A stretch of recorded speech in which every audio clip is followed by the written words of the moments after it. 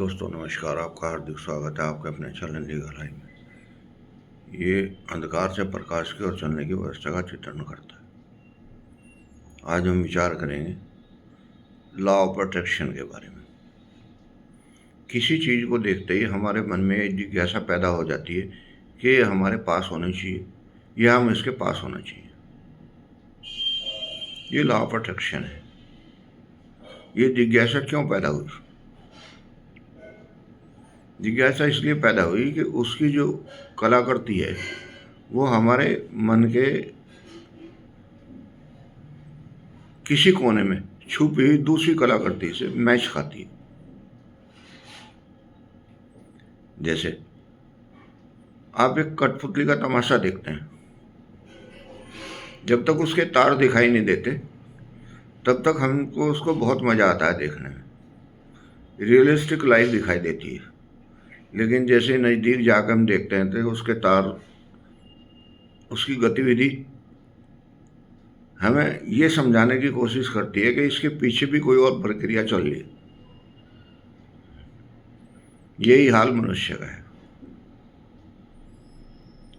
जब तक हम मनुष्य को दूर से देखते हैं तो एक कठपुतली के स्टैचू की तरह ही काम करता है, लेकिन जब हम इसके बहुत नज़दीक आने की कोशिश करते हैं और समझते हैं तो पता लगता है कि ये भी किसी दूसरे तारों से ही चलाया जा रहा है। और वो तार क्या है? वो प्रकृति का नियम है। वो प्रकृति के नियम के अनुसार वाइब्रेशन भी हो सकती है, इंडिकेशन भी हो सकती है, प्रेरणा भी हो सकती है, लेकिन है उसके पीछे दूसरी शक्ति। अगर हम इस शक्ति को समझ लें तो हमारी एफिशिएंसी बढ़ जाएगी। और एफिशिएंसी क्या बढ़ेगी कि जिस चीज़ को देखकर आपको अट्रैक्शन होता है उस चीज़ को देखकर आपको प्रेम आएगा।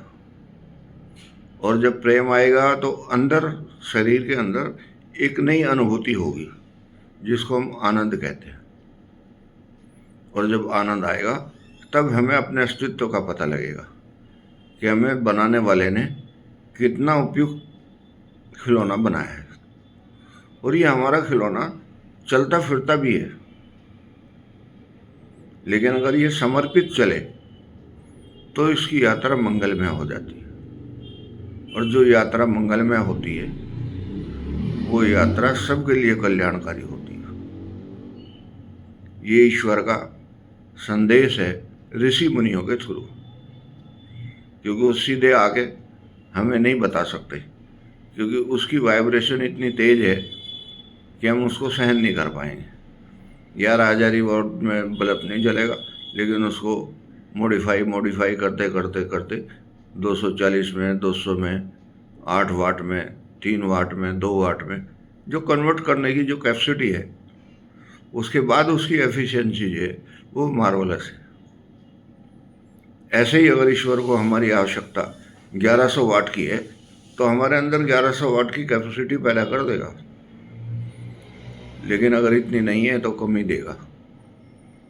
और हम अनजाने में अगर 11,000 वाली लाइन को छू लेते हैं तो हमें ब्लास्ट कर देगी।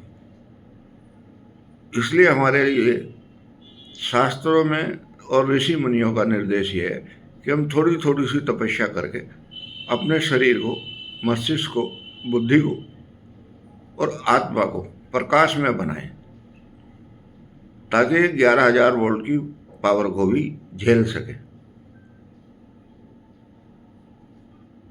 उससे प्रकाश ले सके, उसको मॉडिफाई करके अपने लिए युक्ति संगत बना सके। तभी तो देव की परिभाषा शुरू होगी। देव तो तभी बनेगा जब वो देने लायक होगा। जब उसके पास देने के लिए कुछ है ही नहीं तो देगा क्या? इसीलिए हमारे जितने साधु मुनि हैं वो सब हमें प्रेरणा देते हैं, अट्रैक्शन कराते हैं हमारे डिफरेंट चीज़ों से कि ये हमारे लिए अच्छी है, ये हमारे लिए युक्ति संगत है, ये हमारे जीवन को निर्णायक पथ पर ले जाने वाली है, ये हमारे जीवन को मार्गदर्शन करने वाली है। और वो क्या चीज़ें हैं? वही बहुत सबसे सूक्ष्म minimum requirement without any cost, थोड़ा सा जाप, थोड़ा सा ध्यान, थोड़ा सा समर्पण, और जीवन में इससे अधिक कुछ करने की आवश्यकता नहीं है, क्योंकि डोर तो दूसरे के हाथ में ही है। कठपुतली की उसके कारीगर के हाथ में, आदमी की उसके परमात्मा के हाथ में। और जब ये डोर सुचारू रूप से खींची जाती है तो परफॉर्मेंस बहुत अच्छी आती है निकल के, और ये परफॉर्मेंस ही उद्घोषणा है ईश्वर की प्राप्ति की। उसी के लिए परितन करना है, आनंद में हो जाना है, शरणागत हो जाना है। नमस्कार।